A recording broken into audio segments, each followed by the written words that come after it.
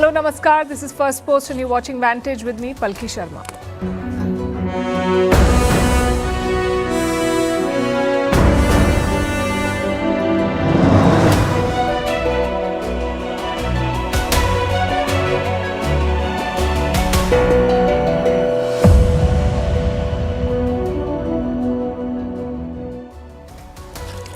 The Indian rupee has crashed to a record low. It has slipped past 90 to the dollar. What is driving the fall at a time when GDP growth is beating expectations? We'll bring you the numbers.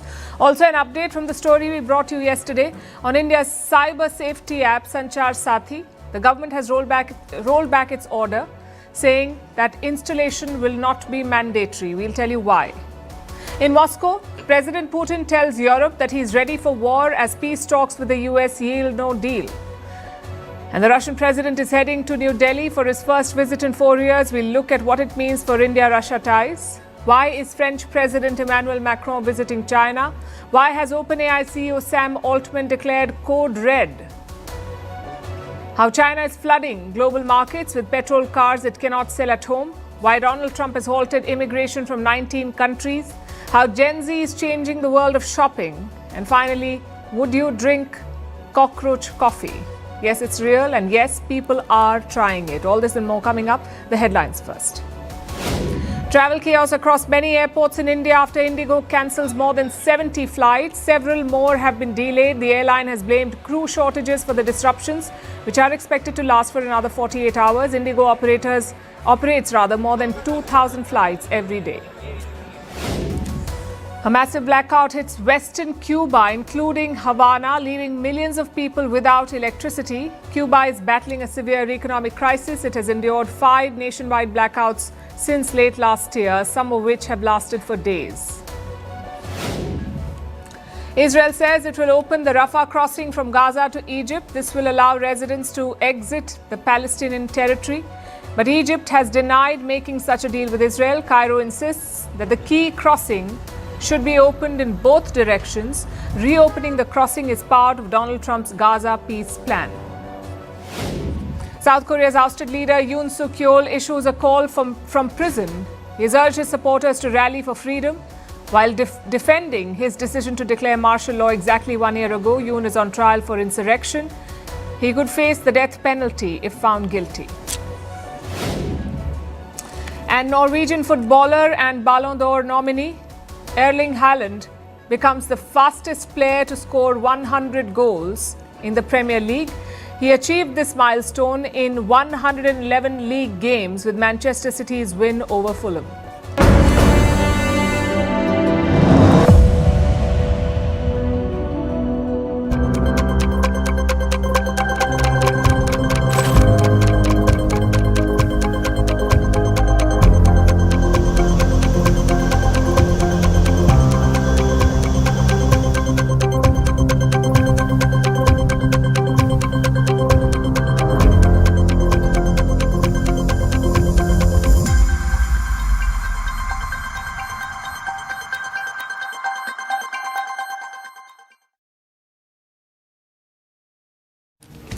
There's only one story in India today. Virat Kohli has hit yet another 100.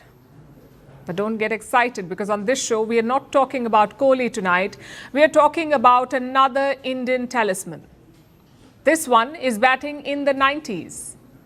I'm talking about the Indian rupee. For the first time ever, it has crossed 90 against the US dollar, 90. It's an all-time low for the Indian currency. First, let's look at the numbers. At the start of this year, the rupee was trading at around 85. So $1 was equal to 85 Indian rupees. But look at it now. $1 equals to 90.19 Indian rupees. The value is down by almost 5% in 11 months. It's also the first time that the rupee has breached 90. I know this sounds confusing, because last week we reported India's GDP numbers, more than 8% growth in the second quarter. That's what we told you. It beat all forecasts and expectations.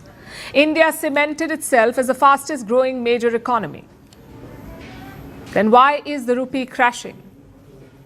Tonight we'll bring you the full picture. We'll look at 4 main questions. Why is the Indian currency crashing? Why is the GDP up but the rupee down. What does it mean for you, the consumer, and how can it be corrected? Well, the rupee is crashing because of three main reasons. Number one, trade tensions. There is no clarity on the India-US trade talks. We keep hearing that a deal is near, but beyond that, there is nothing concrete. Compare that to other countries. Most major economies have struck trade deals with the United States. India and China are among the outliers. And this uncertainty is adding pressure on the Indian rupee. The second factor is investor exodus. Foreign investors are pulling out money from Indian stocks. This year, they have pulled out 1.48 lakh crore rupees. That's around 16.4 billion US dollars. This is the money that has been pulled out. Some investors are booking their profits, meaning they bought cheaper shares, they're selling them at higher prices and making a profit. Other investors are seeking better markets, meaning they're putting their money where they expect higher returns. Either way, they're pulling money out of Indian markets. And that is hurting the rupee. When these investors sell their stocks in India, they convert the proceeds into dollars or euros. And finally, they take the money home. So they sell rupees to buy dollars. And the result is a falling rupee. So that's the second reason for the decline. Now to the third reason, India's rising deficit. Your deficit is the difference between your imports and exports. If you buy more than you sell, you run a deficit. In October, that deficit for India hit an all-time high. It reached around $41 billion. That was the deficit, $41 billion. Again, this puts pressure on the Indian rupee. Because when you import, you have to buy dollars. When you import more, you have to buy more dollars. So the dollar's demand and value goes up and the rupee's demand and value falls. So these are the three reasons why the rupee is falling. Trade tensions, foreign investors leaving India, and rising deficit. Which brings us to the second question. If the economy is going up, why is the currency falling? Look at the fundamentals. Growth in the last quarter was 8.2%. Retail inflation was just 0.25%. So the Indian economy is looking very healthy. But here's the difference. India's GDP, India's growth, is largely drawn from its domestic market, from local producers and local consumers. External factors do not play a significant role.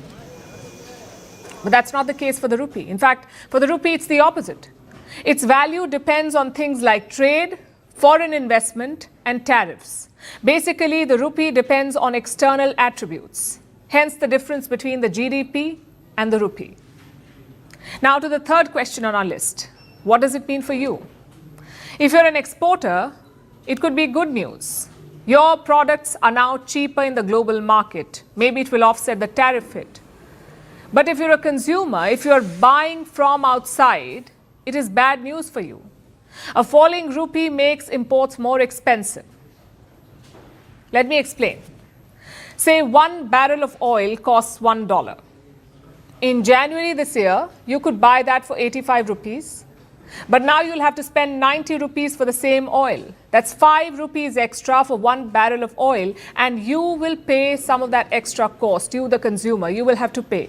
So in simple words, a falling rupee means rising inflation because we import most of our oil. If oil becomes expensive, almost everything becomes expensive because you need oil to transport most of those goods. So inflation rises.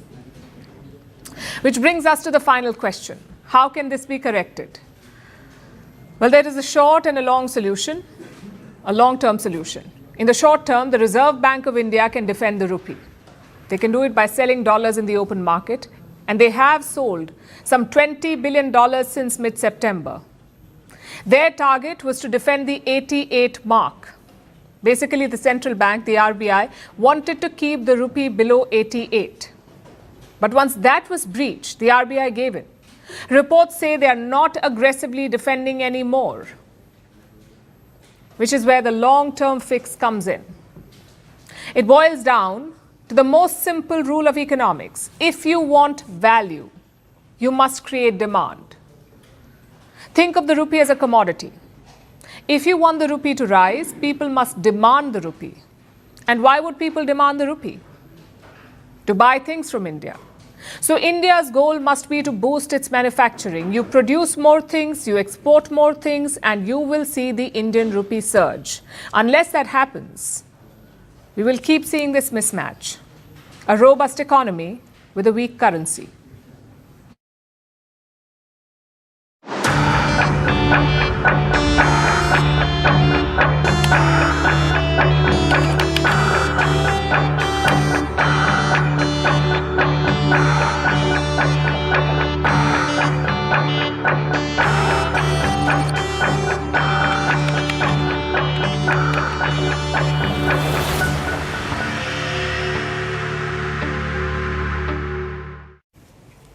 In the last 24 hours, India has witnessed a major debate. At the center of it is a state-run cyber app.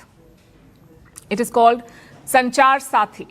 Translation, a companion for communication.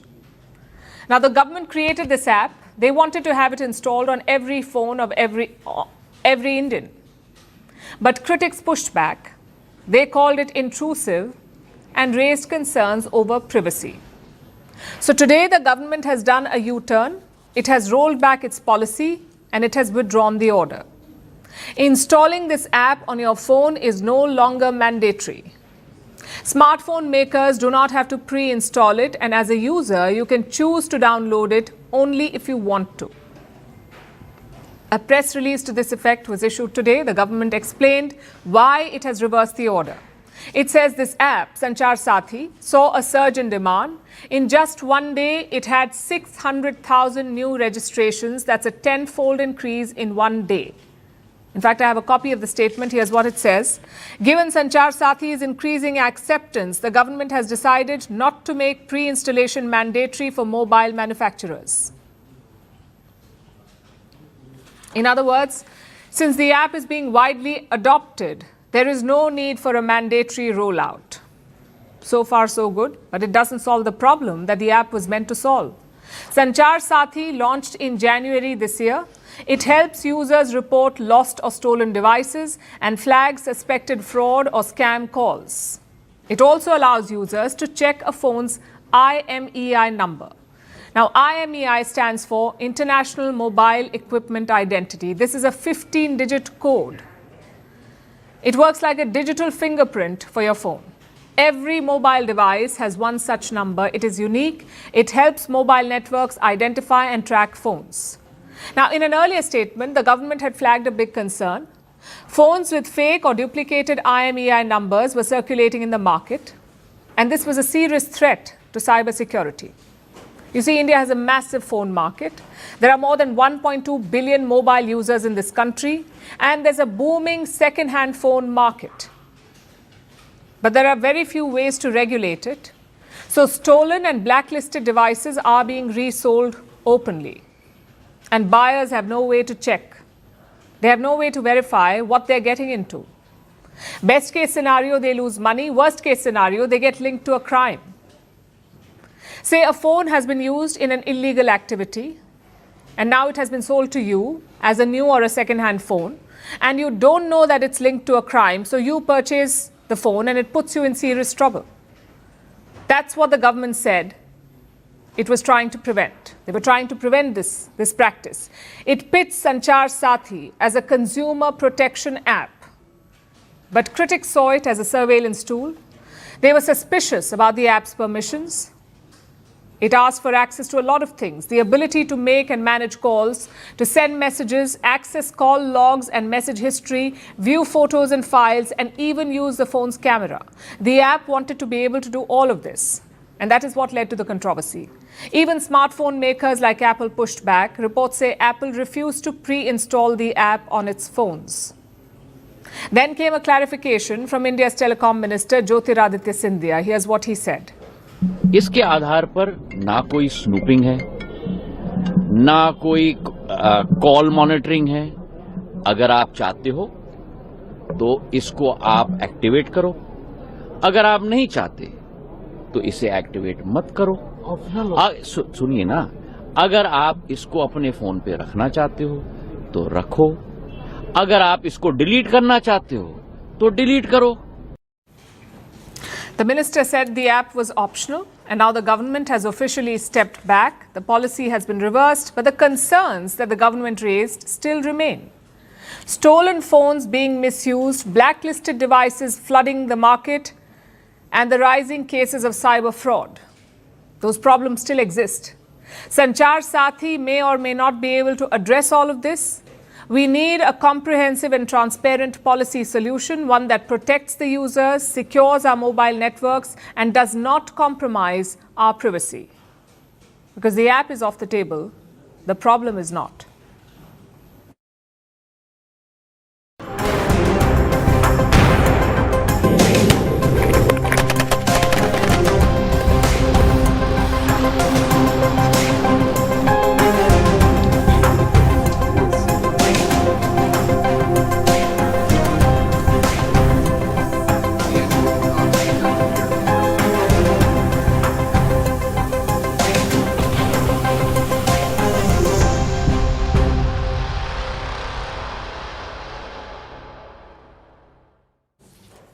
It was a hectic Tuesday in Moscow. You had threats, you had marathon peace talks, you had smiles and meetings, but in the end, no peace deal on Ukraine.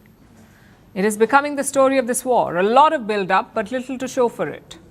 Yesterday, all eyes were on the Kremlin. Two powerful US advisors had flown down to Moscow for talks. US President Donald Trump's special envoy Steve Witkoff and his son-in-law Jared Kushner. Together, they went to Moscow. They have drafted a peace plan for Ukraine, and they visited the Kremlin to discuss this plan with Vladimir Putin. Ahead of the meeting, Putin fired off a warning, not to the US, but to Europe. He said, if Europe wants war, Russia is ready. We are not planning to fight Europe. I have said this 100 times. But if Europe suddenly decides to wage war against us and starts it, we are ready right now. There can be no doubt about that. If Europe chooses to start a war, the situation can very quickly reach a point where there will be no one left for us to negotiate with. That's a strong warning. In fact, the Europeans are calling it a threat. But why did Putin say that? Why target Europe ahead of talks with the United States? Because Europe could be an obstacle to peace. At least that's how Russia sees it. And let me explain why. The US has drafted a 28-point plan to end the war. This plan asks Ukraine to give up land in the east. It demands a cut in their military size, and it also demands neutrality, meaning no joining NATO. Now, on paper, the plan is very pro-Russian. But then again, Russia has the edge on the battlefield. When this plan was leaked, Ukraine got together with its European allies and they drafted a new plan, a plan with 19 proposals. And this is the plan, the new plan that Steve Witkoff and Jared Kushner discussed with Putin. But the Russians still feel that Europe could derail the talks. The US clearly wants Ukraine to end the war, but Europe is still egging them on. Europe is encouraging Ukraine to make stronger demands. Listen to Putin's assessment. Even when they claim to introduce changes to Trump's proposal, we can clearly see all these changes are aimed at one thing: to block the entire peace process. They put forward demands that are absolutely unacceptable for Russia, and they know it. The goal is to later blame Russia for the end of the peace process. So Putin says Europe is sabotaging peace. This was the background for yesterday's talks. Putin hosted Witkoff and Kushner at the Kremlin. Both sides held talks for 5 hours. If you look at the pictures, there was genuine warmth. So pleased to see you. You've had a walk around this. Organising that together with the Moscow authorities. It was organising that. But like I said, no breakthrough. Russia says they agreed to some of the proposals, but they're no closer to ending the war. And the big sticking point is territory. President Putin's advisor made that clear yesterday. He says there can be no deal without territorial concessions. Territorial issues were specifically discussed, without which we see no resolution to the crisis. Huge prospects for future economic cooperation between the two countries was also discussed. There were two main questions on territory. First is that of Donbass. This is a region in eastern Ukraine. Most of the fighting is happening in this area. Russia controls around 88% of Donbass, and they want Ukraine to give up the remaining 12% as well. Now, so far, Kiev has refused to do that, and that's the first point of contention, Donbass. The second territory question concerns Crimea. Russia took over this region in 2014. They want legal recognition of their control on Crimea. Again, that's tough for President Volodymyr Zelensky. He is being asked to give up land on a platter. And if he refuses, well, he may lose his most important ally, that is the United States, US President Donald Trump. Remember, Trump was confident of ending the war on his first day in office. It's been more than 10 months, and he's losing patience with both sides. 8 wars. This would be the 9th, and our people are over in Russia right now to see if we can get it settled. Not an easy situation, let me tell you. What a mess. It's a war that never would have happened if I were president. Not even a chance. And it didn't happen for 4 years. Trump won't mediate forever. At some point, he will lose interest. And that's where Europe comes into the picture. If Trump abandons Ukraine, can Europe step up? Can they arm and fund Kiev? Today, European foreign ministers met to discuss that, and the answer was clearly no, because Europe is divided. Consider the issue of Russian gas. Most EU countries want to phase out Russian gas by 2027, but Hungary and Slovakia oppose this plan. Also consider the issue of frozen Russian assets. Some European countries want to use these assets to help Ukraine, but some, like Belgium, do not. They feel it's a violation of international laws. And Russian President Putin is hoping to capitalize on these divisions, basically to drive a wedge and widen these differences within Europe. Hence his strong warning to Europe. If Putin can raise the stakes high enough, Europe may climb down. It's a risky strategy. Let's see if it works.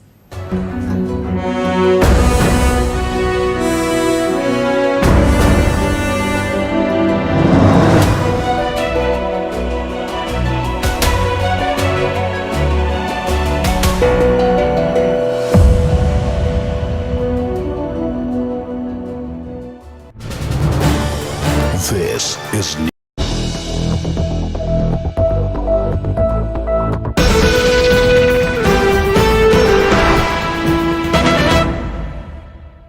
Finessa Windows, beautiful and durable designs. Installation से maintenance की life long customer service. आपके घर में फिनेस्टा नहीं है तो call कीजिए. Find Finer Finesta.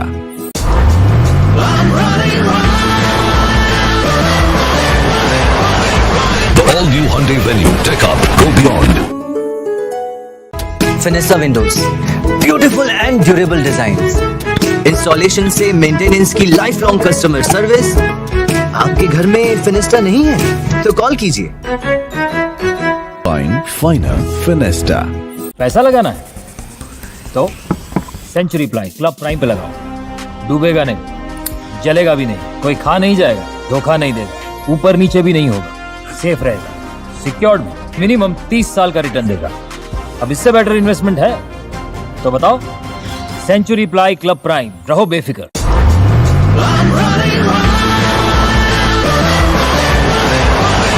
The all-new Hyundai Venue. Tech up, go beyond. Finessa Windows, beautiful and durable designs. Installation से मेंटेनेंस की लाइफ लॉन्ग कस्टमर सर्विस. आपके घर में फिनेस्टा नहीं है तो कॉल कीजिए. Find Finer Finesta. सैल्यूट है जी. आप देश की रक्षा में जान लगा देते हैं और आप घर घर में तार लगाते हैं जी. ई बीम टेक्नोलॉजी से बनी, न जले न पिघले, सबकी रक्षा करे. हम सरहद पर लोगों की रक्षा करते हैं और आप देश के अंदर. सैल्यूट तो बनता है जी. अपार अनुशक्ति फायर प्रोटेक्ट वायर अपार देश का तार First since 2021, and both sides have signaled ambition to revitalize and expand their bilateral partnership. Bharat's foreign ministry has described the relationship as a special and privileged strategic partnership, and the summit aims to set a new roadmap for deeper cooperation across defense, energy, economy, technology. Defense cooperation is expected to be the front and center, including talks about supplying additional units of the S-400 air defense system, the upgraded S-500, and even advanced platforms like the Su-57 or the Sukhoi 57 fighter jets. Civil nuclear cooperation and civil energy, especially oil imports from Russia, are also high on the agenda, as is a potential trade and financial architecture to ease payments under sanctions, including discussions around a rupee-ruble mechanism. Vladimir Putin has signaled the desire to expand ties with Bharat to a no-limits stage. Listen in. Мы нацелены вывести сотрудничество с Китайской Народной Республикой и с Республикой Индия на качественно... First since 2021, and both sides have signaled ambition to revitalize and expand their bilateral partnership. Bharat's foreign ministry has described the relationship as a special and privileged strategic partnership, and the summit aims to set a new roadmap for deeper cooperation across defense, energy, economy, technology. Defense cooperation is expected to be the front and center, including talks about supplying additional units of the S-400 air defense system, the upgraded S-500, and even advanced platforms like the Su-57 or the Sukhoi 57 fighter jets. Civil nuclear cooperation and civil energy, especially oil imports from Russia, are also high on the agenda, as is a potential trade and financial architecture to ease payments under sanctions, including discussions around a rupee-ruble mechanism. Vladimir Putin has signaled the desire to expand ties with Bharat to a no-limits stage. Listen in. Мы нацелены вывести сотрудничество с Китайской Народной Республикой и с Республикой Индия на качественно новый уровень с усилением его технологической составляющей. На это нацелено множество совместных проектов в энергетике, в промышленности, космосе, сельском хозяйстве и так далее. По вопросам экономической повестки у нас выстроен содержательный диалог с председателем Китайской Народной Республики господином Си Цзиньпинем. Также подробно будем обсуждать эти темы в ходе предстоящего визита в Индию с премьер-министром господином Нарендрой Моди, включая увеличение импорта индийских товаров на наш рынок. Let us also look at the different avenues where Russia and Bharat can in fact achieve a no-limits partnership. Defense and technology cooperation. If Russia delivers more S-400 regiments and offers significant technology transfer with S-500, Bharat could both upgrade its strategic air defense and strengthen domestic manufacturing and maintenance capacity.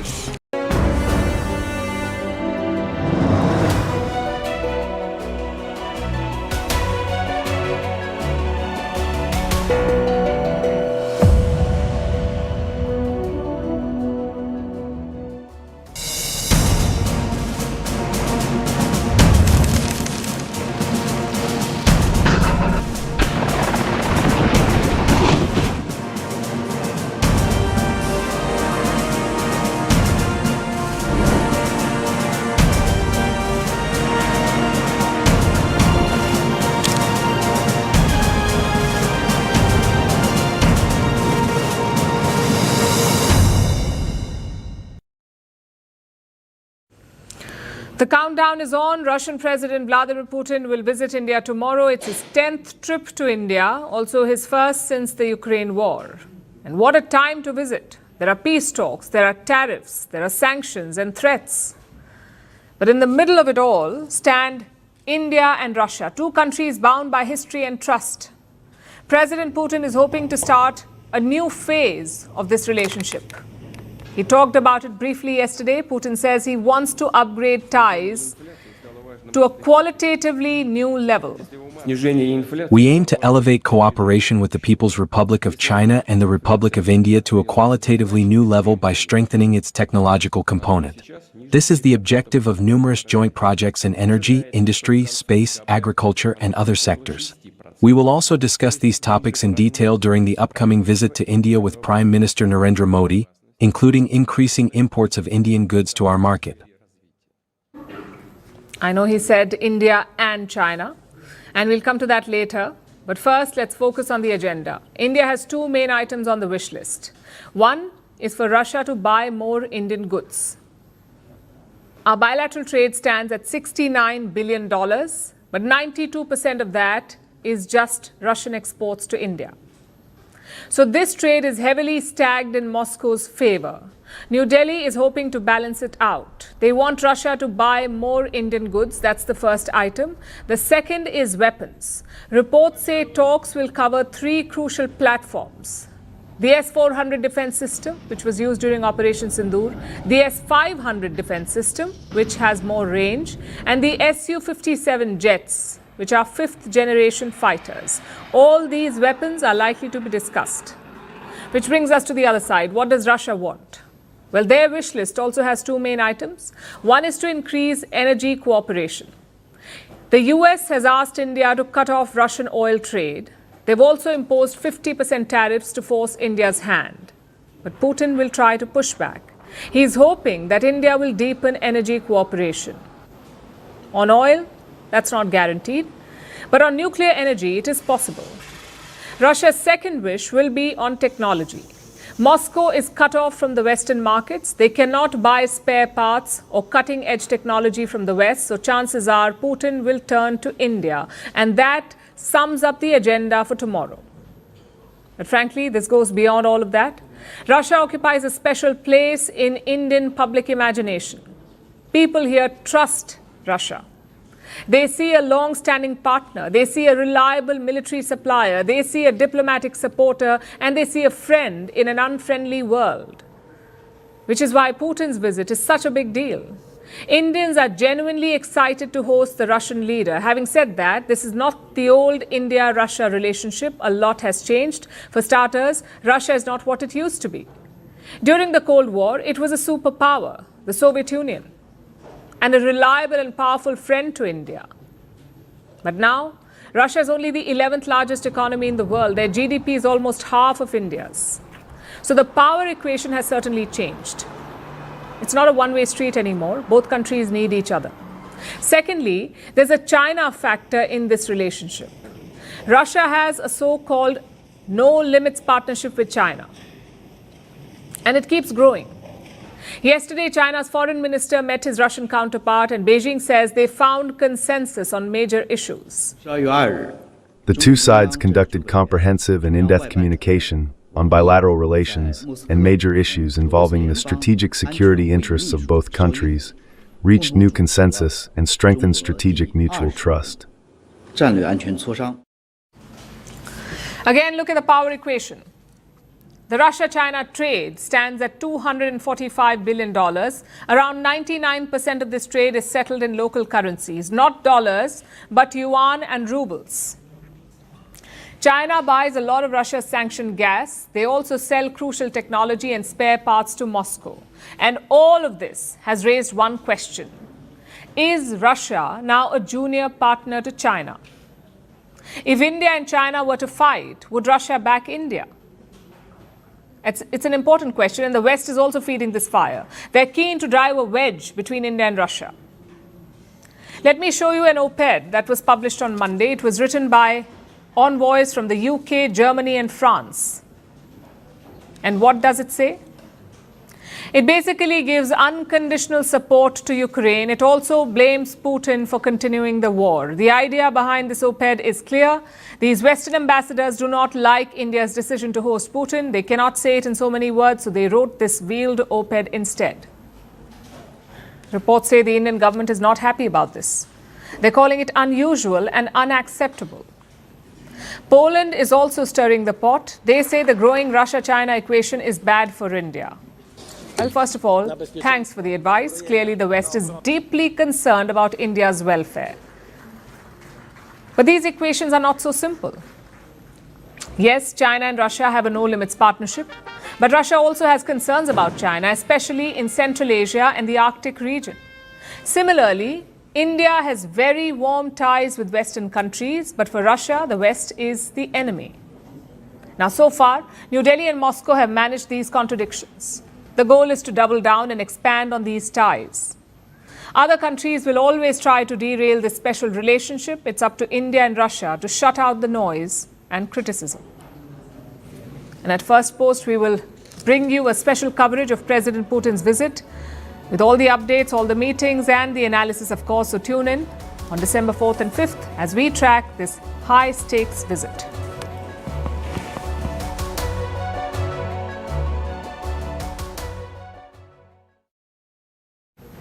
Our next story is about another high-stakes visit. French President Emmanuel Macron is visiting China. It's his fourth state visit to China since he became president in 2017. And it comes at a very delicate moment for both sides. France runs a large trade deficit with China. China accounts for 46% of France's total trade gap. So President Macron wants better trade terms. He wants more market access and he wants new agreements with Beijing. But the agenda is not limited to that. Macron also wants China to put pressure on Russia, to push Moscow towards a ceasefire in Ukraine. And the timing is significant. China is in a dispute with Japan over Taiwan. It is looking for France's support to put pressure on Tokyo. There's a lot of equations at play, which leaves us with one question. What should we expect from this visit? Here's a report.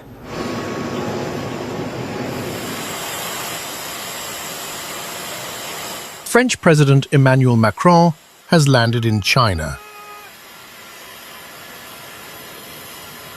It is his fourth state visit to the East Asian country since 2017. And this time, the stakes are higher on almost every front. For 3 days, Macron will be in Beijing and Chengdu. He will meet President Xi Jinping at the Great Hall of the People in Beijing on Thursday. Macron is also expected to hold talks with Premier Li Qiang. On the sidelines, he will attend a Franco-Chinese business forum. Officially, this visit is about trade and economic cooperation. Macron says he wants, and I quote, France wants more Chinese investment. It also wants better access for French exports. Both sides are expected to sign agreements in energy, food, and aviation. But Macron's visit comes against a tense backdrop. China and the European Union are locked in trade disputes. Brussels is probing subsidies for Chinese electric vehicles. Beijing has launched investigations into European brandy, pork, and dairy products. The EU's trade deficit with China is more than 300 billion euros, or $348 billion. China reportedly accounts for 46% of France's own trade gap. Macron's office says he will defend, and I quote, fair and reciprocal market access. But this trip is not just about trade and economics, it is also about the war in Ukraine. Before flying to China, Macron met his Ukrainian counterpart, Volodymyr Zelensky, in Paris. They discussed possible terms for a ceasefire. When we talk about peace, each one of us has a role to play. For Russia, it's to stop the aggression. It has not given any signal, any proof that go into this direction. Now, Macron wants China to use its influence on Russia. French officials say they expect Beijing to refrain from providing any means for Moscow to continue the war. They also want China to help push Russia towards a ceasefire. Beijing says it supports dialogue and negotiation. It says it has played a constructive role since the conflict began, but it has not condemned Russia's invasion. Western governments have accused Beijing of providing economic support and components to Moscow. Moreover, the timing of Macron's visit also matters for Beijing. Xi is hosting Macron amid rising tensions in East Asia. China is in a dispute with Japan over Taiwan. Tokyo warned that a conflict over the island could pose an existential risk for Japan. Beijing called the remark provocative. It is now reportedly seeking backing from France over the dispute. But France has taken a cautious line. Paris has called for calm and respect for the status quo. Macron is expected to tread carefully during the visit. During his last trip to China in 2023, Macron's remarks on Taiwan drew criticism in Europe. Analysts expect Macron to be more disciplined on Taiwan this time. His visit will also be closely watched by Europe. Other leaders, like those from the UK and Germany, are preparing their own trips to China in the coming months. Macron's meetings will help shape those conversations, and it may guide how Europe and China engage with each other in the months ahead.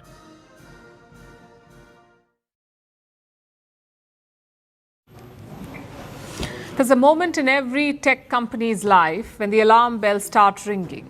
For Google, that moment came in 2022. A chatbot took over the internet. It was called ChatGPT. Artificial intelligence took the world by storm. Google was lagging behind. It marked what many would call code red in the company. Fast forward to 3 years later, and the story has flipped. Today, OpenAI is the one hitting the panic button. The makers of ChatGPT, OpenAI. Their CEO, Sam Altman, has issued his own code red. So what has triggered this, and how did Google steal the march on OpenAI? That's what we'll discuss tonight. OpenAI, as you know, launched ChatGPT in 2022. It's been 3 years, 800 million weekly users now, and $500 billion in valuation. But here's the thing about being on top. You can feel the wind changing before others do. And that wind arrived in the form of Google's Gemini 3. That's Google's new AI model. It is powerful and advanced. It holds the top position on several benchmarks, so much so that even ChatGPT loyalists have shifted teams. I'll give you an example. Look at this post by Salesforce CEO Mark Benioff. He said he used ChatGPT for 3 years. He spent just 2 hours on Gemini 3, and now there's no going back. Inside OpenAI, this hit hard. Reports say Sam Altman sent out a code red memo. What does that mean? What's code red? It means all hands on deck, everything else can wait, fix ChatGPT right now. Here's what Sam Altman is asking his team to do.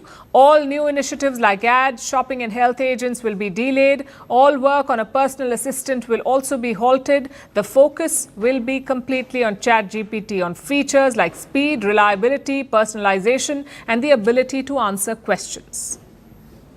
The memo says there will be a daily call, especially with those improving the chatbot.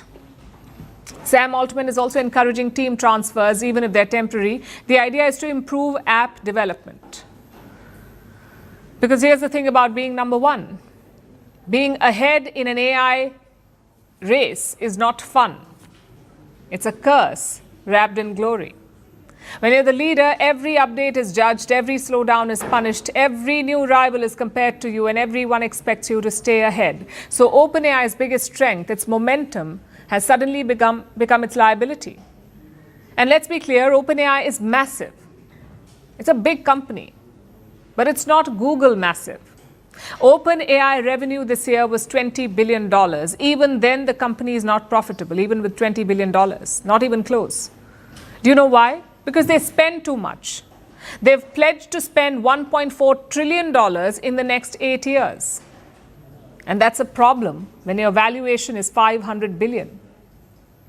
Even more of a problem when the world suddenly believes that you're not number one anymore. You have a very real problem. Will investors still write the next check? That's the question OpenAI would worry about. So Code Red is not just about the model. It's about OpenAI's entire business. Also, let's look at Google here. If this were a movie, Google's arc would be called The Empire Strikes Back. You see, Google first came out with an AI model called Bard. It was quite bad. It was embarrassing. So the company took a year to rebuild and Bard became Gemini. And when Gemini 3 dropped, it wasn't just a model, it was an ecosystem update. It had image generation that rivals OpenAI's Sora, video understanding that embarrasses older models, and integration across Android, Search, Gmail, and Docs. Nano Banana for images, free access for developers, subsidized compute, and no outages on launch day. It is the AI equivalent of a perfect launch. And Google is not sweating funding. It prints tens of billions every quarter. That should explain why OpenAI is scared. Not because Google is better, but because Google can afford to wait and crush on its own timetable.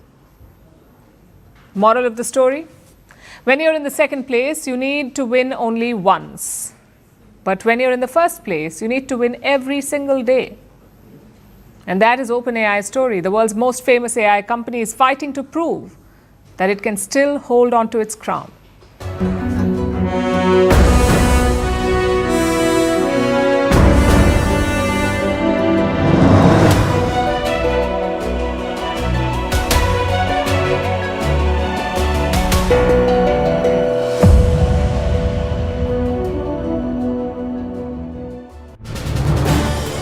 This is News 8.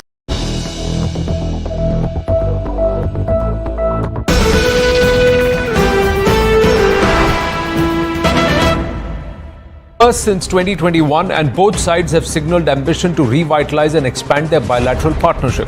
Bharat's foreign ministry has described the relationship as a special and privileged strategic partnership, and the summit aims to set a new roadmap for deeper cooperation across defense, energy, economy, technology. Defense cooperation is expected to be the front and center, including talks about supplying additional units of the S-400 air defense system, the upgraded S-500, and even advanced platforms like the Su-57 or the Sukhoi 57 fighter jets. Civil nuclear cooperation and civil energy, especially oil imports from Russia, are also high on the agenda, as is a potential trade and financial architecture to ease payments under sanctions, including discussions around a rupee ruble mechanism. Vladimir Putin has signaled the desire to expand ties with Bharat to a no-limits stage. Listen in. Мы нацелены вывести сотрудничество с Китайской Народной Республикой и с Республикой Индия на качественно новый уровень с усилением его технологической составляющей. На это нацелено множество совместных проектов в энергетике, в промышленности, космосе, сельском хозяйстве и так далее. По вопросам экономической повестки у нас выстроен содержательный диалог с председателем Китайской Народной Республики господином Си Цзиньпинем. Также подробно будем обсуждать эти темы в ходе предстоящего визита в Индию с премьер-министром господином Нарендрой Моди, включая увеличение импорта индийских товаров на наш рынок. Let us also look at the different avenues where Russia and Bharat can in fact achieve a no-limits partnership. Defense and technology cooperation. If Russia delivers more S-400 regiments and offers significant technology transfer with S-500, Bharat could both upgrade its strategic air defense and strengthen domestic manufacturing and maintenance capacity. This would align with Bharat's push under its self-reliance or Atmanirbharta policy while preserving strategic depth. Meanwhile, also energy security and diversified fuel supply. With global energy volatility and sanctions on Russia pushing up uncertainty, Bharat's continued supply of Russian oil gives it a buffer. For Russia, Bharat becomes an anchor buyer, helping Moscow maintain energy revenues even under pressure. Economic and trade expansion beyond oil. Both sides have signaled interest in a broader trade deal exporting Indian pharmaceuticals, processed foods, marine goods, consumer products, and if successful, this diversification could narrow Bharat's trade deficit with Russia and generate first since 2021, and both sides have signaled ambition to revitalize and expand their bilateral partnership. Bharat's foreign ministry has described the relationship as a special and privileged strategic partnership, and the summit aims to set a new roadmap for deeper cooperation across defense, energy, economy, technology. Defense cooperation is expected to be the front and center, including talks about supplying additional units of the S-400 air defense system, the upgraded S-500, and even advanced platforms like the Su-57 or the Sukhoi 57 fighter jets. Civil nuclear cooperation and civil energy, especially oil imports from Russia, are also high on the agenda, as is a potential trade and financial architecture to ease payments under sanctions, including discussions around a rupee ruble mechanism. Vladimir Putin has signaled the desire to expand ties with Bharat to a no-limits stage. Listen in. Мы нацелены вывести сотрудничество с Китайской Народной Республикой и с Республикой Индия на качественно новый уровень с усилением его технологической составляющей. На это нацелено множество совместных проектов в энергетике, в промышленности, космосе, сельском хозяйстве и так далее. По вопросам экономической повестки у нас выстроен содержательный диалог с председателем Китайской Народной Республики господином Си Цзиньпинем. Также подробно будем обсуждать эти темы в ходе предстоящего визита в Индию с премьер-министром господином Нарендрой Моди, включая увеличение импорта индийских товаров на наш рынок. Let us also look at the different avenues where Russia and Bharat can in fact achieve a no-limits partnership. Defense and technology cooperation. If Russia delivers more S-400 regiments and offers significant technology transfer with S-500, Bharat could both upgrade its strategic air defense and strengthen domestic manufacturing and maintenance capacity. This would align with Bharat's push under its self-reliance or Atmanirbharta policy while preserving strategic depth. Meanwhile, also energy security and diversified fuel supply. With global energy volatility and sanctions on Russia pushing up uncertainty, Bharat's continued supply of Russian oil gives it a buffer. For Russia, Bharat becomes an anchor buyer, helping Moscow maintain energy revenues even under pressure. Economic and trade expansion beyond oil. Both sides have signaled interest in a broader trade deal exporting Indian pharmaceuticals, processed foods, marine goods, consumer products, and if successful, this diversification could narrow Bharat's trade deficit with Russia and generate more balanced trade flows. Financial and payment cooperation. Given the difficulties imposed by Western sanctions and pressures on global banking, establishing a stable rupee-ruble settlement mechanism could allow both trade and investments to flow with lesser exposure to Western financial systems. The civil, nuclear and energy collaboration. Talks are expected around small and medium nuclear reactors. For Bharat, that may help address long-term energy demand. For Russia, it's a way to export nuclear technology and deepen high-value industrial collaboration. However, no-limits cooperation won't be easy. There are multiple structural and geopolitical constraints. First up, trade imbalance and financial risks. Historically, Bharat's imports are far greater from Russia than the exports, leading to a persistent trade deficit. Moreover, rupee funds accumulate in special accounts because Russia may not be able to spend them freely in Western-dominated systems, which burdens Bharat's financial institutions. Western pressure and sanctions. That's a big risk. Russia remains under sanctions owing to its Ukraine invasion, and if Bharat deepens cooperation, it may draw diplomatic pressure or secondary sanctions risks from the West. Now, Russia's simultaneously strong relations with other global powers, now especially China, they introduce a strategic complication. Bharat may find aligning fully with Russia difficult if Russia's priorities diverge, for example, in Central Asia or in defense cooperation.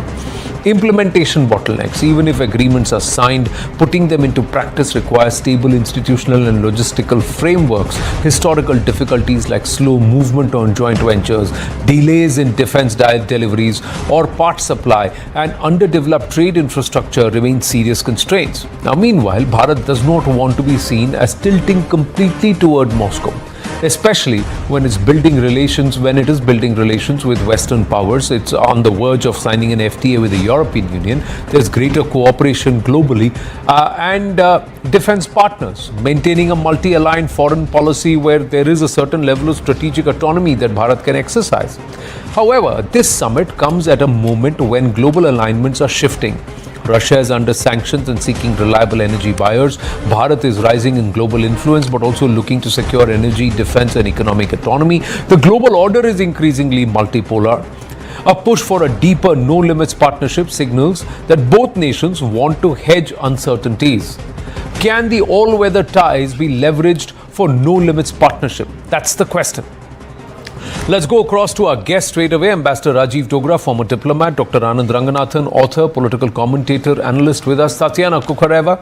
She's a senior Russian journalist joining us from Moscow, and Professor Andrew Latham, international relations expert, joining us from Minneapolis in the US. My namaste to everybody. Thank you for your time. Tatiana, from the Russia point of view, what is perhaps the biggest box that President Putin and Russia would want to tick in this visit? Well, I can't speak for the president personally, you know, as well as I do. You know, that's a privilege limited to his spokesperson, I'm afraid. But I think that, you know, even the fact that the summit is happening, it's happening in person, that's already a huge statement for both leaders, I believe, especially right now. We're coming off of a meeting. You know that the president met with Mr. Witkoff last night. There's been a lot of developments. This summit comes at a very interesting moment in the year. There's been a lot of loud declarations, you know, from the US, of course. There are many deals on the table. You just described them so beautifully.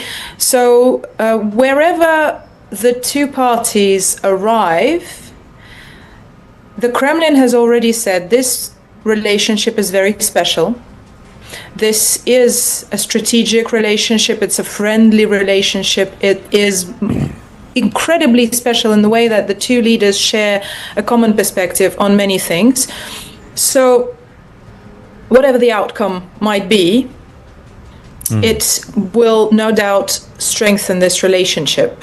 That is for sure. You know, if we were to look at what Mr. Peskov said, Ambassador Rajiv Dogra, if there is an agreement at any point that Ukraine declares that it will not join NATO, this war stops, then the whole dynamic changes. And I think that's one of the biggest conditions. The immediate reason was that we don't want Ukraine to join NATO. If there is a commitment that Ukraine will not join NATO, there is a possibility of pausing this war immediately. That's one point. Then there go the sanctions, automatically a lot of things get eased. The other point is, what is the message that Bharat is going to want to send? And that'll also be determined on whether or not Prime Minister Narendra Modi receives President Putin at the airport. There'll be a lot of signaling that will happen. It's not just the 1 hour car ride in Tianjin. There's much more that could happen in New Delhi. Ambassador Rajiv Dogra. Well, since you mentioned the 1 hour car ride, I think that was very significant in China. It conveyed many messages, and it conveyed a special bond between President Putin and Prime Minister Modi. Whatever happened in that car ride is subject to speculation, but obviously it meant that Putin cares for Prime Minister Modi and for India. Otherwise, he wouldn't have waited for 10 minutes for Prime Minister to come to the car. Mr. Modi was held up for some reason. But having said that, let me also go back a little bit in history of visits. Putin has visited India only 9 times in the last 25 years that he has been the supreme leader in Russia. Whereas he's visited China 23 times. And